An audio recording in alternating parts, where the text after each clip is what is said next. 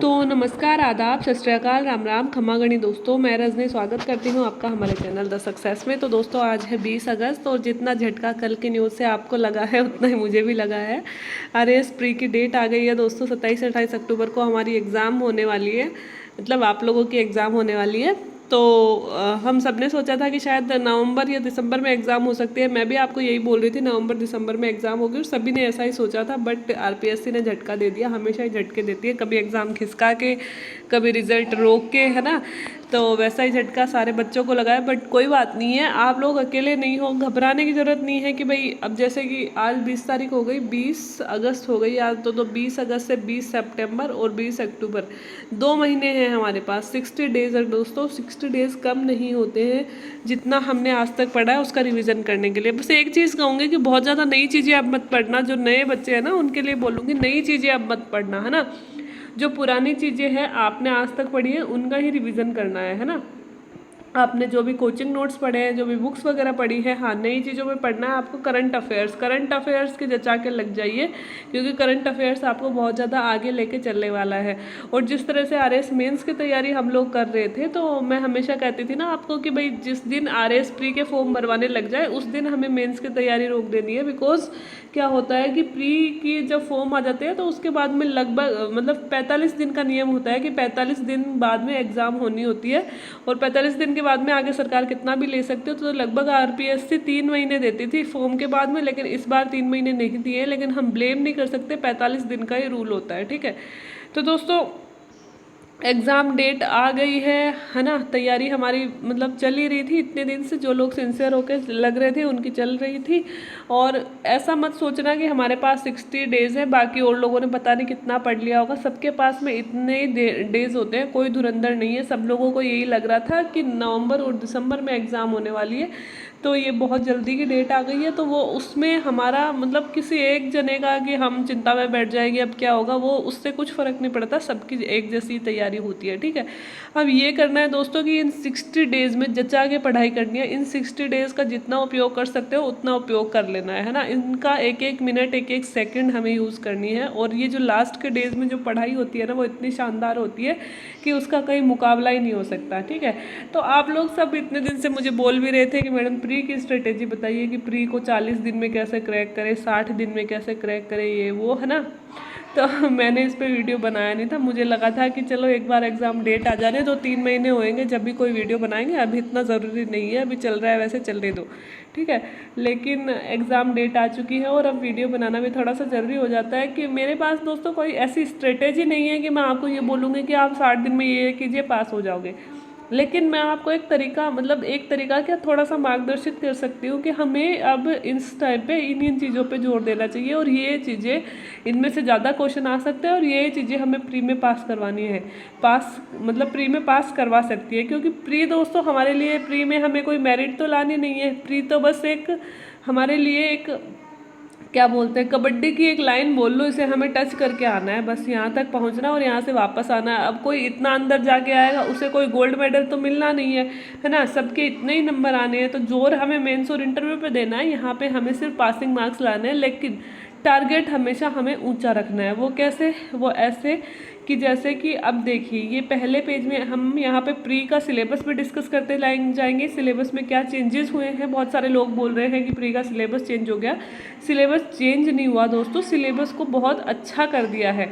अच्छा कैसे कर दिया कि हमारा जो सिलेबस था ना वो 3 या 4 पेजेस, 3 पेजेस में था, आपका सिलेबस बढ़ाकर 5 पेजेस में कर दिया है। तो आपको लग रहा है सिलेबस बढ़ा दिया, सिलेबस बढ़ाया नहीं है। इस सिलेबस का एक एक पॉइंट स्पष्ट कर दिया है कि भाई आपको इस पॉइंट में से ये पढ़ना है, इस पॉइंट में से ये पढ़ना है। आपके लिए राह आसान कर दिया है ना, ठीक है। तो वो सारी चीज़ें हम आगे डिस्कस भी करते जाएंगे और मैं बताती भी जाऊंगी कि आपको क्या चीज़ें पढ़नी है क्या नहीं पढ़नी है। सबसे पहले ये देखिए कि पेपर 200 नंबर का होगा अधिकतम। प्री में एक ही पेपर होता है दोस्तों, सामान्य ज्ञान और सामान्य विज्ञान। पेपर अधिकतम 200 नंबर का होगा, प्रश्न होंगे 150 और 1/3 नेगेटिव मार्किंग जो हमेशा होती है वो 1/3 नेगेटिव मार्किंग होगी। और घंटे होंगे हमारे पास में 3। तो 3 घंटे दोस्तों सफिशियंट टाइम होता है मतलब 150 प्रश्न करने के लिए। बिकॉज इसमें से 10 या 15% ही आते हैं मैथ्स रीजनिंग का, जिनमें टाइम लगता है थोड़ा बहुत। बाकी सारे प्रश्न तो जीके के करंट अफेयर्स वगैरह उनके ही होते हैं तो उनमें जो आता है वो आता है, जो नहीं आता वो नहीं आता है ना। तो इतना मतलब इतना लंबा पेपर नहीं होता है, 3 घंटे लगे मैक्सिमम, बता रही हूँ आपको, मैक्सिमम आप 2 घंटे में और 2.25 घंटे में पेपर कर लोगे, है ना। आपके पास में 45 मिनट ऐसे की ऐसे ही पड़ी होंगी चेक करने के लिए। तो मैं आपको ये बता रही हूँ, पहला राउंड जो होगा उसमें सारे प्रश्न पढ़िए आप, है ना, कि ये आ रहा है, मन में सोच लीजिए इसका ये उत्तर है, इसका ये है, इसका ये है, इसका ये है, ये नहीं आ रहा, ये नहीं आ रहा। इस प्रश्न में ये आपको 150 प्रश्न पढ़ने में आपको 45 मिनट तो लग ही जाएंगे पहले राउंड में, ठीक है। अब इस राउंड में आपको करना क्या है, इस राउंड में जो प्रश्न आपको आ रहे हैं ना, ठीक है, जो प्रश्न आपको आ रहे हैं 150 में से, उन जो मतलब आ रहे हैं मतलब बहुत अच्छी तरह आ रहे हैं कि इसको तो किसी का बाप ही गलत नहीं करवा सकता, इसका तो यही होगा, है ना। वो प्रश्नों पे आप पेंसिल से टिक लगा दीजिए, मतलब उस गोले पे टिक लगा दीजिए हल्का सा कि भाई इसमें ये करना है, इसमें ये करना है, इसमें ये करना है ना। और चाहे कंफर्म हो तो आप भर भी सकते हो।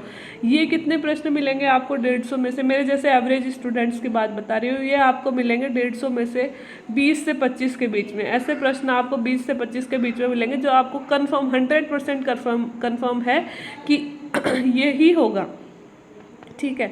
बहुत ज़्यादा इंटेलिजेंट लोगों की बात नहीं कर रही हूँ, मेरे जैसे लोगों की बात कर रही हूँ कि सिंपल लोगों की हालत यही होती है, क्योंकि प्री का पेपर थोड़ा अजीब ही आता है। मतलब ऐसा नहीं है कि हम कितना ही पढ़ ले लेकिन फिर भी वो पेपर हमें इजी नहीं लगेगा, है ना।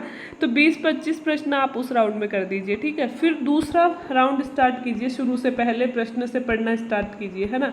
अब दूसरे राउंड में आपको वो वाले प्रश्न करने हैं जिनमें से आपको लगभग लग रहा है कि 60-70% लग रहा है, मतलब 50-50% नहीं, 60-70% इसका उत्तर तो यही होगा यार, यही होगा। 100% तो याद नहीं आ रहा, लेकिन जहाँ तक मैंने पढ़ा है ना यही हो सकता है, उसमें टिक लगाते जाइए, ठीक है। टिक लगाना का मतलब यहाँ पे मैं सिर्फ पेंसिल की बात कर रही हूँ कि पेपर में 4 ऑप्शन होते हैं ना, उसमें से एक ऑप्शन पे पेपर में, OMR सीट की बात नहीं कर रही, ये टिक आपको पेपर में ही लगाने हैं, ठीक है। तो पेपर में लगाते जाइए। अब ऐसे करके आपको 30 एक प्रश्न और मिल जाएंगे, 30-40 प्रश्न और मिल जाएंगे आपको ऐसे करके, है ना। फिर तीसरा राउंड आने दीजिए, और तीसरे राउंड में आप मतलब बार बार जब पेपर पढ़ोगे ना आपको, और टाइम खूब है आपके पास में, टाइम की चिंता करनी नहीं है, टाइम खूब है, आप बार बार पेपर पढ़ोगे ना, बहुत सारे प्रश्न ऐसे होते हैं जो पहले राउंड में याद नहीं आते, दूसरे में थोड़ा दिमाग खुलने लगता है, तीसरे में और दिमाग खुल जाता है, तीसरे में याद आ जाते हैं। ऐसे करके तीसरे में उन पे लीजिए कि आपने लगा कि 51 प्रश्न हो गए यार, ये ठीक है क्या सर, आपको पहले से अंदाज़ा लगा के चल रहा है कि मैं इतने प्रश्न करके आऊँगा, एक प्रश्न इतने नंबर का होगा, मेरा इतने में से इतने सही तो होने ही चाहिए, है ना, इतने सही होंगे तो इतने नंबर बन जाएंगे, है ना, और इतने पे मैं पास हो जाऊंगा। तो पासिंग मार्क्स मैं बता रही हूँ, पासिंग मार्क्स पिछली बार सिर्फ 66 नंबर थे, नंबर की बात कर रही हूँ मैं, सिर्फ 66 नंबर 200 में से लड़कियों के, और लड़कों के शायद 78 के लगभग होंगे पिछली बार, है ना। आप समझ रहे हो कितनी कम कट ऑफ जाती है प्री में, क्योंकि पेपर ही थोड़ा अजीब आता है, नंबर बन ही नहीं पाते हैं लोगों के, है ना, इतनी कम कट ऑफ जाती है ना। तो लेकिन हमें इस बार 66 नंबर नहीं सोचने, इस बार हमें थोड़ा मतलब ज़्यादा ऑब्वियसली होगा, क्योंकि 4 साल से 3 साल से वैकेंसी नहीं आई, 2018 के बाद में 3 साल की वैकेंसी है, तो ऑब्वियसली हर साल कंपटीशन टफ होता जाता है। तो इस बार आपको 66 की जगह, लड़कियों की बात कर रही हूँ मैं, 66 की जगह आपको 80 नंबर का टारगेट रखना है। 80 नंबर सही होने चाहिए, ये नहीं 80 बन जाएंगे, 80 नंबर कट पीट के सही होने चाहिए, नेगेटिव वेगेटिव सब होके 80 नंबर सही होने चाहिए। लड़के कम से कम भी 100 नंबर का टारगेट रखें कि 100 नंबर के प्रश्न सही होने चाहिए, है ना। इतने प्रश्नों का आप थोड़ा सा अंदाज़ा लगा के चलिए अभी से। और इसके लिए सबसे अच्छी बात क्या होगी कि अभी से, अब सिर्फ जब हमारे पास में 60 डेज है ना, एक मॉडल पेपर की बुक मंगा लीजिए जिसमें पुराने पेपर भी होंगे RS के, प्लस मॉडल पेपर भी होंगे, और उनको डेली सॉल्व कीजिए। एक पेपर डेली का सॉल्व कीजिए, 20 पेपर तो आ ही जाएंगे, एक पेपर डेली का सॉल्व कीजिए और देखिए कि आपके कितने नंबर बन रहे हैं। ज़रूरी नहीं है चाहे आपके 30 नंबर ही बने पहले पेपर में, लास्ट तक चाहे इतने ही बने, है ना, लेकिन जो प्रैक्टिस आपकी हो जाएगी ना, जो आपको पता चल जाएगा कि क्वेश्चन इस तरह के आते हैं, इतना घुमा घुमा के पूछते हैं, उससे क्या होगा कि जब आप सिलेबस अपना पढ़ रहे होगे, मतलब जब आप बुक्स पढ़ रहे होगे, हिस्ट्री पढ़ रहे होगे, तो आपको पता चलेगा कि हिस्ट्री का इस टॉपिक में से इस तरह का क्वेश्चन बन सकता है, वो आपकी बहुत हेल्प करने वाला है। मैं बताती हूँ, जब मेरी फर्स्ट ग्रेड की एग्ज़ाम थी ना, तो मेरी ये आदत थी कि मैं पेपर सॉल्व करती थी, है ना। तो मैं लास्ट तक, मतलब जब एग्ज़ाम के 15 दिन बच गए थे ना, तभी भी जितनी मैं पहले की कट ऑफ देख लेती हूँ हमेशा कि पहले कितनी कट ऑफ गई है, उस कट ऑफ से मैं भी ये लगा के चलती हूँ कि भाई उस कट ऑफ से 15-20 नंबर ज़्यादा होने चाहिए, है ना। तो मैं लास्ट तक बता रही हूँ कि लास्ट तक भी मैं ये जो कट ऑफ थी ना, जो मैंने मेरे मन में तय कर रखी थी कि इतने नंबर आएंगे तो अपन पास होंगे, मैं उसके आसपास भी नहीं आती थी उन पेपर में। और मैं हमेशा दीदी को या फिर मम्मी को फ़ोन कर करके रोती थी कि मम्मी मेरे तो इतने ही नंबर बनते हैं यार, पेपर बहुत हार्ड आते हैं, मैं तो पता नहीं पास हो पाऊँगी नहीं हो पाऊँगी। लेकिन हमेशा मैं एक चीज़ कहती हूँ, वो जो ट्रिक होती है, जो हमारा माइंड सेट होता है उन पेपर को सॉल्व करने का, इतने घंटे में इस तरह के क्वेश्चन आ सकते हैं। क्योंकि टीचिंग लाइन का मेरा भी फर्स्ट पेपर था, मुझे नहीं पता था कितनी कट ऑफ जाती है, कितने प्रश्न आते हैं, किस तरह कितने इंटेलिजेंट बच्चे होते हैं यहाँ पे, है ना। लेकिन वो मेरा भी पहला एक्सपीरियंस था। लेकिन वो हमें उस लेवल पे ले जाता है कि जिस दिन हम पेपर करने बैठते हैं ना, तो उस दिन हमारे दिमाग में वो प्रेशर डेवलप नहीं होता है जो हम पहली बार अगर पेपर देखेंगे तो होगा, है ना। तो इसलिए मैं आपको हमेशा बोलूँगी मॉडल पेपर सॉल्व करना शुरू कर दीजिए। और एक चीज़ और बता रही हूँ कि सिलेबस अपने आप लोगों ने अब तक निकलवा के रख लिया होगा, नहीं निकलवा के रखा है तो निकलवा के रख लीजिए। सिलेबस की एक एक लाइन आपको याद होनी चाहिए कि भाई इस पेपर में हिस्ट्री में क्या क्या टॉपिक है, हिस्ट्री राजस्थान की हिस्ट्री में क्या है, पॉलिटी में क्या है, एक एक लाइन आपको याद होनी चाहिए। जब राजस्थान की पॉलिटी पढ़ने बैठ रहे हो तो सिलेबस आपके सामने होना चाहिए, और सिलेबस में पहला टॉपिक क्या दिया हुआ है उसी से पढ़ाई शुरू कीजिए, दूसरा क्या दिया वो पढ़िए, तीसरा क्या दिया हो वो पढ़िए। ऐसे सिलेबस के अकॉर्डिंग ही पढ़ना है, सबसे बेस्ट स्ट्रेटेजी होती है वो, है ना, पढ़ने की। ठीक है, अब हम आगे चलते हैं, थोड़ा सा सिलेबस और थोड़ी सी स्ट्रेटेजी भी बता दूंगी आपको कि क्या क्या और कैसे कैसे पढ़ना है। सबसे इम्पोर्टेंट पोर्शन दोस्तों हमारा राजस्थान है ना। अब सिलेबस को छोड़िए, एक बार सिलेबस को इग्नोर कीजिए, सिलेबस को आप मत देखिए। मैं आपको कहती हूँ कि हमारे जो आरएएस का जो सिलेबस होता है ना, उसमें आप एक तरफ तो रख लीजिए राजस्थान और एक तरफ रख लीजिए पूरी जीके। ठीक है, अब जीके के नाम पे हम क्या पढ़ते हैं, पॉलिटी भी पढ़ते हैं, जीके के नाम पे हम पढ़ते हैं इकोनॉमिक्स भी पढ़ते हैं, जीके के नाम पे हिस्ट्री भी पढ़ते हैं, जीके के नाम पे ज्योग्राफी भी पढ़ते हैं, और जीके के नाम पे ही हम साइंस एंड मैथ्स भी पढ़ते हैं और करंट अफेयर्स भी पढ़ते हैं। एक तरफ राजस्थान ले लीजिए, राजस्थान का कल्चर, ठीक है, और कल्चर पढ़ना है स्पेशली अलग से। ठीक है, अब पॉलिटी जो है उसमें राजस्थान की पॉलिटी भी हमें पढ़नी है। ठीक है, इकोनॉमिक्स जो है उसमें राजस्थान की इकोनॉमिक्स भी हमें पढ़नी है, हिस्ट्री जो है राजस्थान की हिस्ट्री भी पढ़नी है। ठीक है, ज्योग्राफी जो है राजस्थान की ज्योग्राफी भी पढ़नी है, और साइंस मैथ्स को रहने दीजिए, करंट अफेयर्स जो है राजस्थान के करंट अफेयर्स भी पढ़ने हैं। हर चीज़ में राजस्थान है, हर चीज़ में। और मैं आपको ये बोलूँगी कि 200 प्रश्न आएंगे ना, 200 प्रश्नों में से 70 से 80 प्रश्न राजस्थान से रिलेटेड आएंगे। ठीक है, तो आपको राजस्थान पे ही ज़्यादा जोर देना है। और राजस्थान के लिए मैंने आपको जो बुक बताई थी, मैं तो वो ही पढ़ती हूँ, आप चाहे कुछ भी पढ़िए, लेकिन अगर आप मुझसे पूछना चाहेंगे तो लक्ष्य राजस्थान की जो बुक है, 2 पार्ट हैं उसके। भाग फर्स्ट में तो दिया गया है भूगोल एंड इकोनॉमिक्स, है ना, और पार्ट सेकंड में दिया गया है कल्चर वाला, कल्चर एंड हिस्ट्री वाला पार्ट, है ना। 2 पार्ट है उसके। और मेरे पास तो पुराने वाली लक्ष्य, दोनों नई भी मंगवा रखी हैं, लेकिन मेरे पास पुराने वाली लक्ष्य जो एक ही पार्ट आया करता था, मतलब एक ही लक्ष्य आया करती थी, और उसी में मतलब उसी के 2 पार्ट कर रखे थे, उसमें शॉर्ट में दे रखा था। इस बार के लक्ष्य में क्या कर दिया, पिछले 3-4 सालों से बहुत ज़्यादा बढ़ा दिया, मैटर इतना ज़्यादा बढ़ा दिया कि बच्चों के समझ में नहीं आता क्या करें क्या नहीं करें। तो हम तो पुरानी वाली पढ़ते हैं, मुझे वही पसंद है तो मैं वही पढ़ती हूँ। ठीक है, लेकिन जो नई चीज़ें हैं वो नई वाली में से पढ़ लेते हैं। नई चीज़ें क्या, जैसे राजस्थान का बजट हो गया, इकोनॉमिक सर्वे हो गया, प्लस एक चीज़ बड़ी अच्छी करी है लक्ष्य वालों ने कि जैसे राजस्थान के भूगोल में पहला चैप्टर भूआकृतिक प्रदेश पढ़ रहे हैं, भूआकृतिक प्रदेश हमने पढ़ लिया, उसके पीछे है ना उन्होंने क्वेश्चन आंसर दिए हैं। तो आप सोच रहे हो कि क्या हो गया, क्वेश्चन आंसर तो हर बुक में ही होते हैं, बट इन्होंने वो क्वेश्चन आंसर दिए जो आज तक के उस चैप्टर में पेपर्स में से आए हैं। हर एक पेपर का क्वेश्चन आंसर इन्होंने उठाया। पटवारी में आया हुआ है ना, फर्स्ट ग्रेड में आया हुआ है, सेकंड ग्रेड में आया हुआ है, थर्ड ग्रेड में आया हुआ है, हर एक क्वेश्चन इन्होंने उठा लिया। और आरपीएससी क्वेश्चन रिपीट करती है, मैं आपको बार बार कहूँगी, आरपीएससी के पास में कोई जादुई शक्ति नहीं है कि वो क्वेश्चन हर बार नए ले आएगी। हाँ, मैं ये जरूर कह सकती हूँ कि आरएएस में बहुत सारे क्वेश्चन ऐसे होते हैं जो आपको नए टाइप के क्वेश्चन मिलेंगे। वो कहाँ से आएंगे, वो करंट अफेयर्स में से आएंगे ज़्यादातर। ठीक है, लेकिन बहुत सारे क्वेश्चन नॉर्मल पार्ट्स में से ऐसे होते हैं जो रिपीट होते हैं, क्योंकि बनाने वालों के पास भी इतना दिमाग कहाँ से लाएंगे वो कि भाई ये क्वेश्चन तो आज तक किसी एग्जाम में नहीं आया, ऐसा क्वेश्चन दूंगा।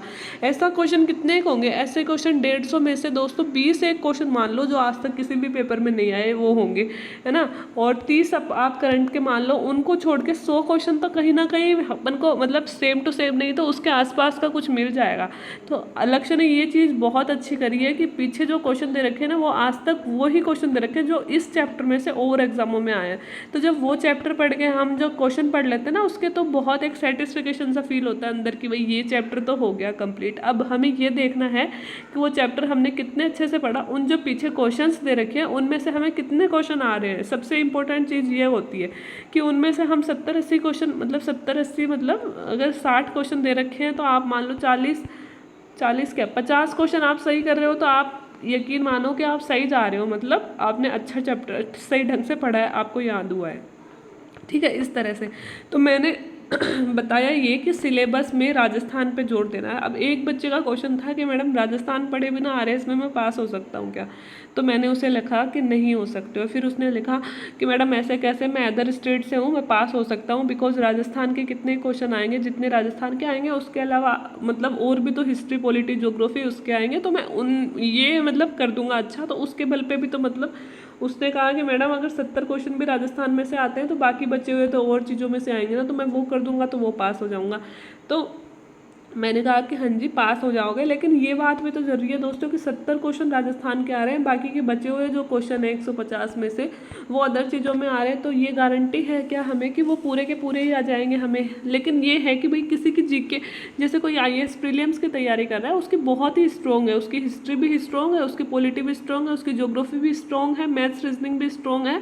तो बिल्कुल मैं कह सकती हूँ कि अगर आपकी राजस्थान भी कमज़ोर है और आपका करंट अफेयर्स भी बहुत तगड़ा है, अगर राजस्थान आपकी बिल्कुल ही कमज़ोर है लेकिन ये वाले सब्जेक्ट आपके बहुत स्ट्रॉन्ग है, इतने स्ट्रॉन्ग है कि आरएस का पेपर तो कुछ लगता ही नहीं है, या फिर मतलब अच्छे हैं तो भी आप प्री पास कर सकते हो। कोई बहुत ज़्यादा मतलब ऐसा नहीं है कि भाई राजस्थान अगर आपने पढ़ी नहीं तो प्री पास नहीं कर सकते, है ना। लेकिन फिर भी क्योंकि हर एक बंदा ऐसा नहीं हो सकता, हम हर एक बंदे ऐसे नहीं हो सकते कि हम राजस्थान के अलावा और चीज़ों को इतना स्ट्रॉन्ग बना लें कि उनमें से तो हम गलत करेंगे ही नहीं चाहे कुछ हो, हम ऐसे नहीं बन सकते। इसलिए हमें ज़रूरी है कि राजस्थान का पोर्शन जो सीधा भी होता है सॉरी उस पर थोड़ा सा ध्यान दे के चले। अब बात करते हैं हम सिलेबस के। देखो पहला इसमें दिया है राजस्थान का इतिहास, कला, संस्कृति, साहित्य और परंपरा। अब इसमें चेंजेस क्या किए हैं वो मैं आपको बता देती हूँ कि देखो प्रागैतिहासिक काल ये सारा पुराना ही है ना। इसके अलावा ऐतिहासिक राजस्थान प्रारंभिक ईस्वी काल से लेकर महत्वपूर्ण ऐतिहासिक केंद्र राजस्थान में समाज, धर्म और संस्कृति, ये ऐसे ही जोड़ दिए हैं, कुछ इसमें पढ़ने लायक है नहीं। अब देखो जो राजस्थान की सांस्कृतिक और ये उपलब्धियां दी हैं इनमें गुहिल, प्रतिहार, चौहान, परमार, राठौड़, सिसोदिया, कच्छावा ये अलग से लिख दिए हैं कि इनको तो पढ़ना ही पढ़ना है। ठीक है, अब ये टॉपिक भी अलग से जोड़ दिया है राजस्थान, आधुनिक राजस्थान का उदय। पहले ऐसे दे देते थे प्रजामंडल आंदोलन, फलान दिखान, अब इसको अलग से जोड़ के इसमें दे दिया है। समाचार पत्र पहले भी पूछते थे, अब इसको अलग से लिख दिया है समाचार पत्र, जनजाति और किसान आंदोलन ये सब हम पढ़ते थे। ठीक है, और देसी रियासत, प्रजामंडल आंदोलन, एकीकरण ये सब हम पढ़ते थे। इसके अलावा मंदिर, किले, महल, मानव निर्मित जलीय संरचना, ये स्पेशली जलीय संरचनाएं, इसमें बावड़ी वगैरह जो भी राजस्थान में है वो हम पढ़ लेंगे। चित्र शैलियाँ और हस्तशिल्प, ठीक है, ये वही सारे पुराने टॉपिक हैं। इसके अलावा शास्त्रीय संगीत, शास्त्रीय नृत्य, लोकवाद्य, लोकनाट्य, है ना, ये सारे हम पढ़ते थे। राजस्थान की भाषा, बोलियाँ और साहित्य ये भी हम पढ़ते थे। धार्मिक जीवन में संत संप्रदाय, लोक देवता, पहले लोक देवी नहीं लिखा हुआ था, अब देवी और देवता दोनों, तो देवी हम पहले भी पढ़ते थे अभी भी पढ़ते हैं ना। राजस्थान में मेले, त्योहार, सामाजिक रीति रिवाज, परंपरा, आभूषण और राजस्थान के प्रमुख व्यक्तित्व है। अब इसमें दोस्तों इसके साथ ही पिछले वाले सिलेबस में राजस्थान का पर्यटन भी यहीं पे लिखा हुआ था इतिहास में, इस बार पर्यटन यहाँ से हटा के ज्योग्राफी वाले पार्ट में उधर दे दिया। ठीक है ये सारी चीज़ें वही हैं, तो ये हमें लक्ष्य राजस्थान से कवर करनी है। और मैं ऐसे कहूँगी कि थोड़ा सा ज़्यादा जोर दे के चलिए इन चीज़ों पे, क्योंकि ये फैक्चुअल चीज़ें हैं जिसकी रटंत विद्या बहुत अच्छी है ना, रटिए और नंबर लाइए, पढ़े ही नंबर आते हैं, कुछ बहुत ज़्यादा जोर देने की ज़रूरत नहीं होती। और मैं तो लक्ष्य ही पढ़ती हूँ, आपको जो भी आप जिस भी कोचिंग में कोचिंग ले रहे हैं, जो भी चीज़ अच्छी लग रही है उसमें से पढ़िए, बस आपको रटना है हमारी संस्कृति और नंबर लाने हैं। इसके अलावा दोस्तों भारत का इतिहास दे दिया, भारत के इतिहास में वही सिंधु सभ्यता वगैरह, वैदिक सभ्यता वगैरह। इसके अलावा पहले सिर्फ बौद्ध धर्म ऐसे लिख देते थे, इस बार देखो आजीवक और जोड़ दिया इसमें आजीवक संप्रदाय। ठीक है, और इसके अलावा दोस्तों मौर्य, कुषाण, सातवाहन, गुप्त, चालुक्य, पल्लव और चोल जोड़ दी, ये सारी चीज़ें पहले थी। मतलब वो ही देखो, एक तो प्राचीन और मध्यकाल। मैं हमेशा आपको बोलती हूँ कि प्राचीन और मध्यकाल में से थोड़े कम पूछते हैं और आधुनिक वाले में से ज़्यादा पूछते हैं। सिलेबस देख के ही आपको समझ में आ जाएगा कि प्राचीन और मध्यकाल की तो दोनों की एक यूनिट बना रखी है और आधुनिक काल की एक यूनिट बना रखी है। प्लस एक चेंजेस यहाँ पे किया गया है। आधुनिक काल में पहले हम क्या करते थे, 18वीं शताब्दी 19वीं शताब्दी से लेके हम भारत आज़ाद होने तक 1947 तक ही पढ़ते थे। लेकिन इस बार ये चीज़ नहीं जोड़ दी गई। स्वतंत्रता के बाद में राष्ट्र निर्माण, भाषाई पुनर्गठन, नेहरू जी का सांस्थानिक निर्माण और विज्ञान और तकनीकी, मतलब आज़ादी के बाद में 1964 तक का काल, मतलब आप ये मान के चलिए नेहरू जी का काल भी हमें पढ़ना है आज़ादी के बाद तक का। ये एक नया जोड़ दिया। तो दोस्तों मैं आपको यही बोलूँगी कि जो प्राचीन और मध्यकालीन हिस्ट्री है ना, इस पे थोड़ा सा देखो। प्राचीन में हमें क्या पढ़ना है, सिर्फ सिंधु घाटी सभ्यता पढ़नी है, वैदिक काल पढ़ना है और जैन और बौद्ध धर्म पढ़ने हैं, और इसका आजीवक संप्रदाय भी थोड़ा सा देख लेना है ना। मौर्य काल की महत्वपूर्ण बातें, कुषाण की महत्वपूर्ण बातें और सातवाहन, गुप्त, चालुक्य, ये आप छोटी छोटी चीज़ें हैं ना ल्यूसेंट में से भी कवर कर सकते हो। कला साहित्य इसी में आ जाएगा, जब हम काल पढ़ेंगे जब इसी में आ जाएगा।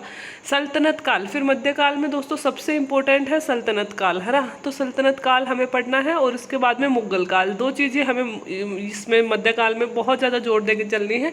इसके अलावा किस राजा ने कौन सा किला महल इन कालों में बनवाया था वो, और भक्ति और सूफी आंदोलन, ये हर सिलेबस में देते हैं, पहले भी था अब भी है। ये चीज़ें हमें पढ़नी है।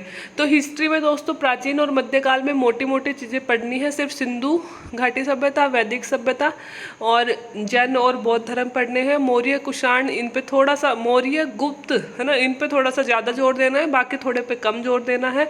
और फिर मध्य, अगर हिस्ट्री में देखें हम तो मध्य हिस्ट्री में सल्तनत काल और मुगल काल, इन दोनों को बहुत अच्छे से पढ़ लेना है। बस ज़्यादातर प्रश्न इन्हीं में से मिल जाएंगे आपको। और भक्ति और सूफी आंदोलन वाला वो एक चैप्टर आता है ना कि ये संप्रदाय किसने चलाया था, ये किसने चलाया था, वो वाला थोड़ा सा, वो शायद 2 पेजेस का मिलेगा आपको, है ना, वो वाला पढ़ना है। आधुनिक काल में पूरा पढ़ना है। 1857 की क्रांति से, मतलब 1757 प्लासी के युद्ध से लेकर 1857 की क्रांति और उसके बाद के 1947 तक हम आज़ाद हुए, और उसके बाद में नेहरू जी कब प्रधानमंत्री बने, क्या क्या भारत आज़ाद होने के बाद में समस्याएं आई। तो आधुनिक हिस्ट्री पे पूरा जोर देना है। अगर हिस्ट्री में से 15 प्रश्न आ रहे हैं ना, तो 10 प्रश्न आधुनिक में से ही मिलेंगे आपको। ये बात हमेशा याद रखनी है, ठीक है। फिर भारत और विश्व का भूगोल दोस्तों, तो विश्व का भूगोल, भारत का भूगोल और राजस्थान का भूगोल, तीनों इसमें आ जाएंगे, है ना। तो ये नदी, मतलब ये तो बहुत ईजी चीज़ है दोस्तों। नंबर गेनिंग वाली चीज़ जो होती है ज्योग्राफी, है ना, नंबर गेनिंग वाली चीज़ है, इसमें से कुछ नहीं छोड़ना है, सब कुछ पढ़ना है। ज्योग्राफी का हर एक टॉपिक आपको पढ़ना है। भारत का भूगोल भी बहुत अच्छे से पढ़ना है, राजस्थान का भी पढ़ना है और विश्व का भूगोल भी आपको पढ़ना है, ठीक है। तो दोस्तों एक पर्यावरणीय मुद्दे जो हैं ये इस बार नया जोड़ा है। वैसे पहले भी लिखा हुआ होता था, जलवायु परिवर्तन में से प्रश्न हमेशा पूछते थे, लेकिन इस बार इसे हाईलाइट करके लिख दिया, तो थोड़ा सा जोर हमें इन सारे मुद्दों पे जो भी इसमें लिखे हुए हैं ना, वो जोन अपक्ष, इन पे देके चलना है, ठीक है। और भारत के भूगोल में वही सारे पुरानी चीज़ें हैं, ज़्यादा कुछ नहीं है। पहले लोहा और मैग्नीज 2 ही खनिज थे हमारे सिलेबस में, अब बॉक्साइट और अब्रक भी जोड़ दिया है। इसके अलावा औद्योगिक प्रदेश वगैरह थे ही। राजस्थान में से तो दोस्तों हमेशा लक्ष्य में से कवर हो जाएगी। सिखवाल ले आइए, सिखवाल में से मैप देखते जाइए और लक्ष्य में से पढ़ते जाइए। बहुत ईजी है राजस्थान की ज्योग्राफी, कुछ भी हार्ड नहीं है, ठीक है।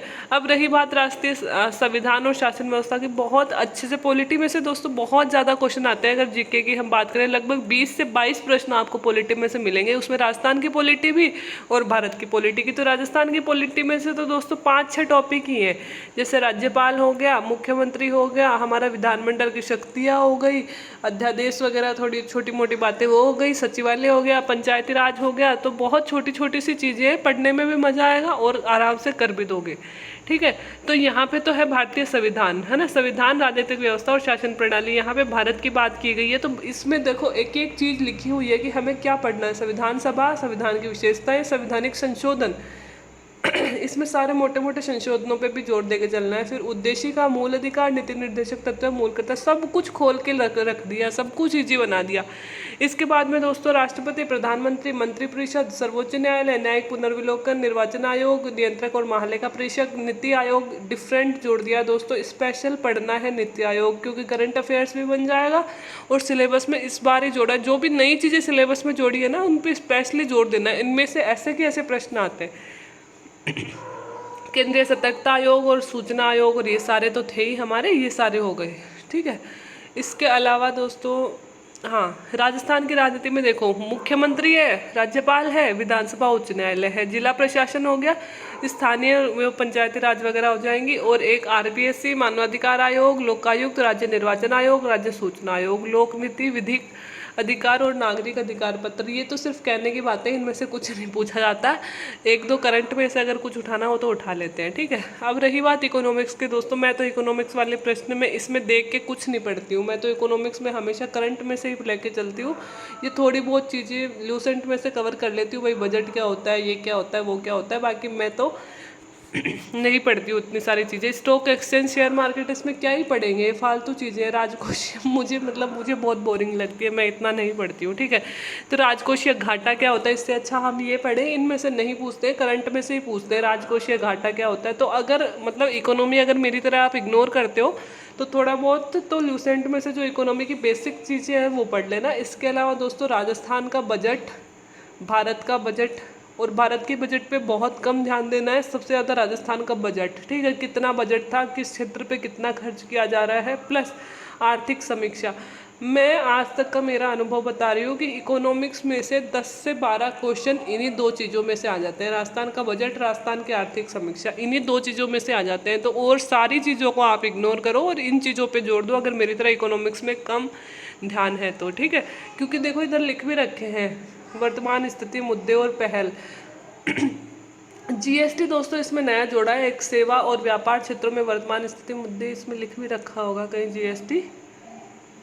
देखो एक ये जो वैश्विक खुशहाली सूचकांक है ना, ये भी नया जोड़ा है। मानव विकास सूचकांक तो पहले से भी था। इनमें हमारी रैंकिंग याद रखनी है, इसमें कौन कौन से संकेतक यूज किए जाते हैं। मानव विकास में भी वैश्विक खुशहाली सूचकांक, और मैं ये कह रही हूँ दोनों सूचकांक बहुत अच्छे से पढ़ने हैं, ठीक है। राजस्थान का क्या स्थान है, भारत का कौन सा स्थान है, कौन कौन से संकेतक यूज किए जाते हैं, कौन जारी करता है, इस बार भारत की क्या रैंकिंग रही है, इन्हीं में से बनते हैं इकोनॉमिक्स में से क्वेश्चन। ज़्यादातर करंट में से ही बनते हैं। और ये जो लिख दिया ना वर्तमान फ्लैगशिप योजनाएं, इनमें से बहुत सारे क्वेश्चन बन जाएंगे। तो मतलब जितनी भी योजनाएं चल रही है ना, वो सारी मतलब दे देते हैं कहीं ना कहीं, है ना। तो जितनी भी योजनाएं आनी है वो कहाँ आएंगी, बजट में आएंगी।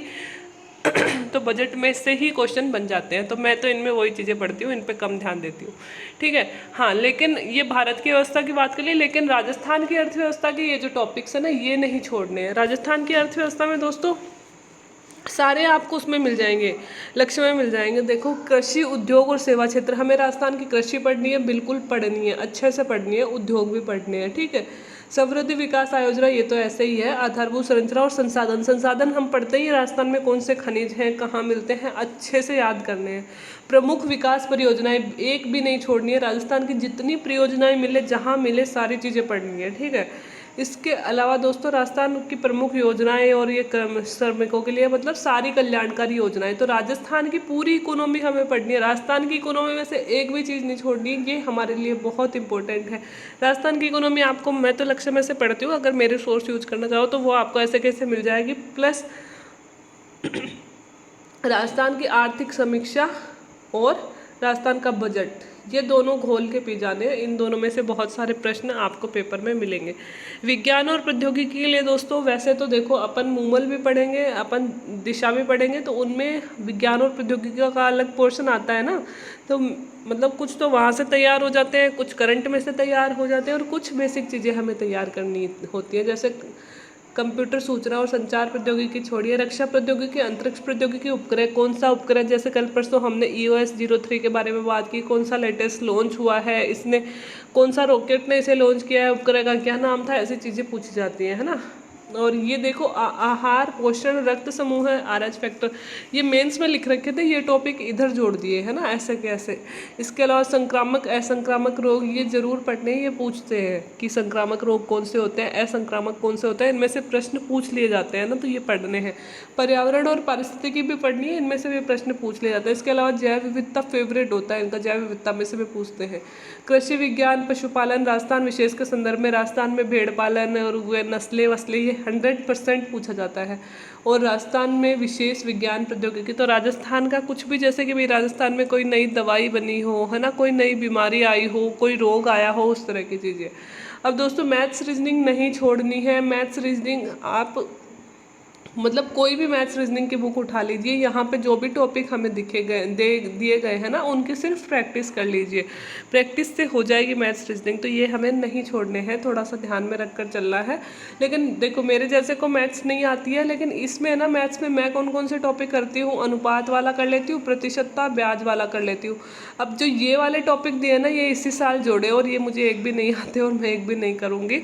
अब पता नहीं आगे नंबर पे क्या फ़र्क पड़ने वाला है, लेकिन ये बहुत बकवास टॉपिक दे दिए, कुछ मतलब नहीं है इनका, लेकिन फिर भी ये टॉपिक यहाँ पे दे दिया, इस बार ही दिया है। प्रायिकता, माध्य, आंकड़ों का विश्लेषण, आंकड़ों वाला तो चलो हो जाता है ना, डाटा वाला हो जाता है, लेकिन ये जो है माध्य, क्रमचय, संचय और प्रायिकता, ये बहुत ही बकवास है, तो ये मैं तो छोड़ने वाली हूँ। बाकी रीजनिंग सारी कर लेंगे, ये वाला कर लेंगे रीजनिंग के दोनों, और ये ऊपर ऊपर के टॉपिक्स जो है, ये मेरे जैसे सिंपल लोगों को जिनको मैथ्स कम आती है, वो भी अगर प्रैक्टिस करेंगे रोज़ आधा 1 घंटा, तो उनका भी हो जाएगा, ठीक है। और रही बात समसामयिक की घटनाएं, तो दोस्तों आज के बाद में हमारे जो चैनल है उस पर हम 60 दिन समसामयिक की घटनाएं ही पढ़ेंगे डेली। 15-20 मिनट का जो हमारा जो वीडियो आने वाला है वो अब समसामयिकी पे आने वाला है, क्योंकि हम जोर दे के चलेंगे करंट अफेयर्स पे। तो या तो डेली का करंट अफेयर्स या फिर कोई भी बड़ा मुद्दा है ना, ज़्यादातर मैं मतलब डेली के करंट अफेयर्स तो आपको और भी चैनल पे मिल जाएंगे, लेकिन कोई भी बड़ा मुद्दा जो आज की खबर में चर्चा में है, वो एक मुद्दा ले लूँगी या 2-3 न्यूज़ ले लूँगी, है ना, जो भी हमारे करंट से रिलेटेड है वो हम पढ़ेंगे। इसके अलावा मूमल ले आइए, दिशा ले आइए, मूमल या दिशा में से एक ले लीजिए, ये राजस्थान के लिए हो जाएंगी, ठीक है। प्लस कोई भी एक यूट्यूब चैनल देख लीजिए, जिनको पेपर ढंग से नहीं पढ़ना आता, अगर पेपर ढंग से पढ़ना आता है डेली का पेपर ढंग से पढ़िए, 4-5 प्रश्न पेपर में से बनाइए, या फिर कोई एक यूट्यूब चैनल फॉलो कर लीजिए करंट अफेयर्स के लिए। करंट अफेयर्स के ये मान के चलिए कि आपको 30 से 40 प्रश्न मिलेंगे करंट अफेयर्स के, डायरेक्ट इनडायरेक्ट। वो कैसे कि 10-12 तो सीधे मिलेंगे, है ना। उसके अलावा दोस्तों पॉलिटी में से भी कुछ करंट अफेयर्स दे देंगे, है ना, हिस्ट्री में से भी कुछ करंट अफेयर्स दे देंगे। और एक चीज़ मैं आपको बोलना चाहूँगी, मैंने जितना अनुभव किया है ना, खेल वाली खबरों पे है ना, इसमें लिख भी रखा होगा, हाँ, खेल कूद, खेल वाली खबरों पे पता नहीं क्यों RPSC को इतना मज़ा आने लगा है पिछले 3-4 सालों में। तो आप खेल वाली जो न्यूज़ है ना, वो थोड़ी सी ध्यान से पढ़ के जाइए, आपको ना 5-6 प्रश्न पक्का खेल में से स्पेशली मिलेंगे। और ज़्यादातर लोगों को ना खेल पसंद नहीं होता, मतलब लड़कों को तो चलो होता है, लड़कियों को कम होता है, न्यूज़ भी हमें कम इंटरेस्ट आता है, बट ये ट्रेंड है। RPSC 5-6 क्वेश्चन ऐसे कि ऐसे गेम्स में से उठा के देती है, तो आप प्लीज़ गेम्स को थोड़ा ध्यान से पढ़िएगा। कोई भी बड़ा अवार्ड मिला है, कोई जीता है किसी ने, कोई मेडल वगैरह, जिस तरह से हमने ओलंपिक वगैरह पढ़े, या फिर कोई भी टीम कहीं गई हुई है कोई भी मैच खेलने के लिए, वो सारी चीज़ें। तो दोस्तों यही है कि आपको ध्यान देना है सबसे ज़्यादा, मैं तो कहूँगी राजस्थान पे, जिसमें राजस्थान की आर्ट एंड कल्चर पढ़ना है, ठीक है। राजस्थान की पॉलिटी पढ़नी है, राजस्थान की ज्योग्राफी पढ़नी है, मतलब पूरा राजस्थान हमें घोल के पी जाना है।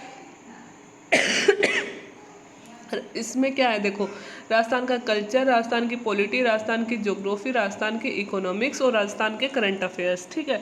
और इधर क्या बच गया फिर जीके में, इधर बच गया पॉलिटी। पॉलिटी में से दोस्तों 20 से 25 प्रश्न आते हैं, पॉलिटी छोड़नी नहीं है। हिस्ट्री में से 15-20 प्रश्न आते हैं, हिस्ट्री छोड़नी नहीं है, ठीक है। ज्योग्राफी में से लगभग दोस्तों 18 से 20 प्रश्न आते हैं, ज्योग्राफी छोड़नी नहीं है। इकोनॉमिक्स में आपको जो मैंने बताए वो वाले टॉपिक पढ़ने हैं। मैथ्स एंड रीजनिंग, मैथ्स के जो सिंपल टॉपिक है वो बिल्कुल भी नहीं छोड़ने हैं, रीजनिंग पूरी आपको करनी है, और करंट अफेयर्स शानदार वाली करनी है। अगर इतनी चीज़ें आपने कर ली ना, तो आपको प्री में पास होने से कोई नहीं रोक सकता। मेरी तो यही स्ट्रेटेजी रही है हमेशा, पहले से।